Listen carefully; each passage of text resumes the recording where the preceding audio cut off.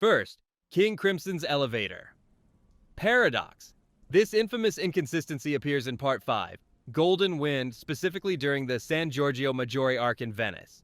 The boss, Diavolo, instructs Bruno Bucciarati to bring his daughter Trish Una to the top of a bell tower via an elevator. The setup is claustrophobic and tense. Bruno is inside the elevator car, standing directly next to Trish, holding her hand to reassure her. The mechanics of the scene rely on King Crimson's ability to erase time. In the split second it takes for the elevator to ascend, Diavolo activates his stand. When time resumes for Bruno, he is suddenly holding nothing but Trish's severed hand. Trish herself has vanished, dragged through a gaping hole in the elevator roof, and the boss is already making his escape.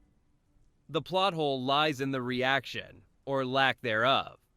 King Crimson allows Diavolo to move within erased time, but it does not paralyze his victims. It only removes their memory of the erased segment. If Diavolo broke through the roof and physically severed Trish's hand, Bruno, an elite gangster on high alert, would have instinctually reacted to the sudden violence, even if he wouldn't remember it later. The fate of the scene implies Bruno stood completely still while the ceiling was torn open and the person he was guarding was mutilated inches from his face. It contradicts the established logic that victims in erased time still act out their fated movements. Bruno's fated movement should have been defensive, yet the narrative treats him as a statue to sell the mystery of the boss's power. Second, Giorno's absence in Florida. This narrative void occurs in Part 6, Stone Ocean, during the Underworld and Heavy Weather story arcs. The villain Enrico Pucci merges with the Green Baby and heads to Cape Canaveral, Florida. This event triggers a supernatural gravity that instinctively draws all illegitimate children of DIO to his location. 3 sons answer the call: Angelo, Ricciel, and Donatello Versus. They arrive in Florida, confused but compelled by their bloodline to serve Pucci. The massive inconsistency is the absence of Giorno Giovanna, the protagonist of Part 5, and biologically the most successful son of DIO. Giorno possesses the Joestar birthmark and the same blood connection that summoned the others. By the end of Part 5, he is the Don of the Passioni Mafia and wields Gold Experience Requiem, a stand with the power to revert actions to 0, an ability that would mechanically hard counter Pucci's Made in Heaven. Araki later included a text note in the manga volumes suggesting Giorno might have been in Florida, but simply didn't run into Pucci. However, this feels like a retroactive patch. In story, there is no logical reason the gravity that dragged drug addicts and failures across the world wouldn't also pull Giorno, or why Giorno, a character defined by resolve, would ignore such a strong supernatural summons. His exclusion is widely accepted as a meta-necessity. If Giorno arrives, the villain loses instantly, and the Part 6 ending cannot happen.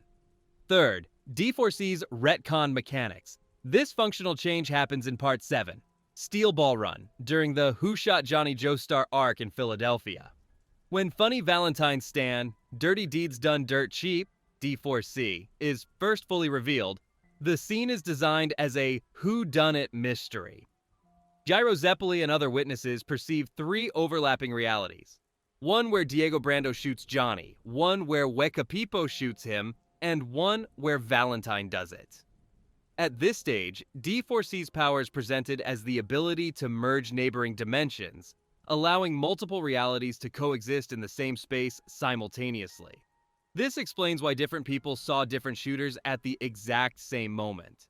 However, immediately after this arc, D4C's ability is soft rebooted into a strictly dimension-hopping power. Valentine can travel between worlds or swap bodies, but he never again merges realities to create confusing, multi-layered events. The transition leaves the Who Shot Johnny logic stranded. The later mechanics of D4C, clamping between objects to travel, cannot replicate the simultaneous reality overlap shown in its debut. Fans generally agree Araki realized the merging ability was too confusing or difficult to write around, opting for the cleaner hopping mechanic for the final battle, leaving the introduction as an unexplained outlier. Fourth, Baron Zeppeli's family line. This factual contradiction is found in Part 1, Phantom Blood. During the training sequences at the Win Knight's lot, Baron William Antonio Zeppeli opens up to Jonathan Joestar about his past. In the original serialization and early prints, Zeppeli explicitly states he has no family, having left them or never married to pursue the Stone Mask. This statement is directly obliterated in Part 2, Battle Tendency, which introduces Caesar Antonio Zeppeli, William's grandson. For Caesar to exist, William must have had a son, Mario Zeppeli, before or during the events of Part 1. The drama of Part 2 hinges entirely on the multi-generational tragedy of the Zeppeli bloodline, which the original text of Part 1 claimed did not exist.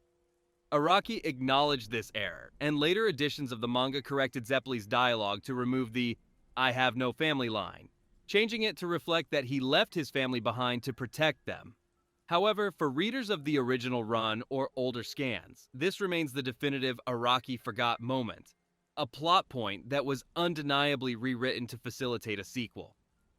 Fifth, the mysterious savior. This unresolved thread appears in Part 4, Diamond is Unbreakable. During a flashback explaining why Josuke wears a pompadour, we see a scene from 1987.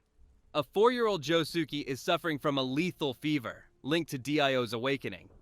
His mother, Tomoko, is trapped in a blizzard while trying to drive him to the hospital. A mysterious bleeding high school student emerges from the snow, pushes their car to safety, and vanishes. The student is drawn wearing Josuke's exact school uniform and sporting the identical pompadour hairstyle. Narrative logic strongly coded this as a time travel loop, implying that a future, wounded Josuke traveled back to save his younger self, creating a bootstrap paradox for his own heroism. However, the payoff never comes. The anime adaptation reinforces the resemblance, but the story ends without any time travel mechanics being introduced. Araki has since stated in interviews that this character was merely a memory of a hero and not a time traveler. The plot hole is arguably a visual language failure. The character design was too specific, leading the audience to expect a reveal that the author seemingly abandoned halfway through the writing process. Sixth, Dio's impossible coffin escape. This logistical nightmare bridges the ending of Part 1 and the beginning of Part 3. At the end of Phantom Blood, on the exploding ship, Irina Pendleton escapes by locking herself inside Dio's blast-proof coffin. She explicitly survives the explosion inside this box and floats on the ocean until rescue. Yet, in Part 3, treasure hunters salvage the exact same coffin from the ocean floor, locked from the inside, containing Dio and Jonathan's body. The plot hole is simple geometry. Irina was in the coffin. Dio was shown trapped on the ship's deck as it exploded. Official lore attempts to patch this by claiming the coffin had a false bottom or secret compartment. This explanation demands that Dio managed to open the secret compartment, crawl inside, and seal it, all while the ship was exploding and without Irina, who was sitting directly on top of said compartment, noticing. Furthermore, it implies Irina floated in the coffin for days while a vampire lay inches beneath her, and then the coffin somehow sank to the bottom of the ocean after she was rescued, with Dio still inside. The physics and timeline required to make this work are non-existent. 7th, the bite marks of walleyes. This abandoned mystery occurs at the very start of Part 8, Jojolian. When Yasuho Hiroshi finds Josuke near the walleyes, strange earthen structures, he has a distinctive bite mark on his shoulder. Early chapters heavily imply these bite marks are the mechanism for awakening stands in this part, functioning similarly to the stand arrow in previous arcs. Joshu Higashikata also receives a bite mark and subsequently develops a stand. As the story progresses, this mechanic is completely dropped. It is revealed that Yasuho actually awakened her stand Paisley Park as a child, long before receiving any bite. Josek's stand, Soft and Wet, is revealed to be a fusion of Killer Queen and the original Soft and Wet, having nothing to do with a bite.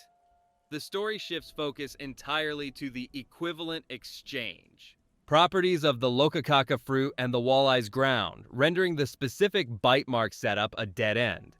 It remains a clear artifact of an early draft idea that was discarded without explanation as the lore solidified. 8th, Hamon's stone conductivity. This mechanical inconsistency stems from Part 2, Battle Tendency. During Joseph's training with Caesar Zeppeli, a rule is established. Hamon, the Ripple, travels best through organic matter, liquids, plants, flesh, and cannot pass effectively through inorganic material like stone or metal. However, the story repeatedly violates this rule for the sake of cool moments. The most egregious example is the Hell Climb Pillar training, where Joseph and Caesar must climb an oil-slicked stone pillar using only Hamon. While the oil conducts the energy, they are shown sticking to the stone surface itself. Later, Joseph sends Hamon through solid walls to hit enemies on the other side. Die-hard fans argue this is a translation nuance, that Hamon can travel through stone just very poorly, or that the rule specifically referred to the Pillarmen's skin absorption. But the presentation in the anime and manga creates a direct conflict. We are told X is impossible, and then the protagonist immediately does X because the scene requires it. It is less a plot hole and more a fluctuation of soft magic rules where the limitations of energy are ignored for narrative convenience. 9th, Josefumi's retconned birthmark. This visual error appears in the flashbacks of Part 8, Jojo Lion. Josefumi Kujo is one of the two halves that fuse to create the protagonist, Josuke. In his initial introduction and early volume covers, Josefumi is drawn clearly with the Joestar star birthmark on his shoulder. Genealogically, this is impossible. Josefumi is a Kujo, but he is not a descendant of the main Joestar line that carries the mark. He is from a side branch or unrelated, depending on the interpretation of the convoluted family tree. The birthmark is a specific genetic tag for Jonathan Joestar's direct descendants. Araki tacitly admitted this was a mistake. In later art books and digital colored editions, the birthmark is digitally removed from Josefumi's shoulder. The story explanation that he is a Joestar only in spirit or through the fusion doesn't account for him having the mark before the fusion. It stands as a pure continuity error that had to be scrubbed from the record. 10th, the inconsistent siblings. This active inconsistency is found in the current serialization. Part 9, the Jojo lands. The protagonists are two siblings, Jodio Joestar and Dragona Joestar. Both are direct descendants of Joseph Joestar via the alternate universe timeline. In Chapter 1, Dragona Joestar is shown with the star birthmark on their shoulder, consistent with their lineage. However, Jodio Joestar, the main protagonist and Dragona's full sibling, is visibly shown without the birthmark in multiple panels where his shoulder is exposed. In previous parts, the birthmark is absolute. If you have the blood, you have the star. For one sibling to lack it implies a significant deviation in how genetics or fate works in this timeline, or it is a simple artistic oversight that has yet to be corrected. Given Jodio is the Jojo of the part, his lack of the defining family trait is glaring. Unless a future chapter reveals Jodio is adopted or the mark is hidden, it stands as the most recent glaring question mark in the series lore.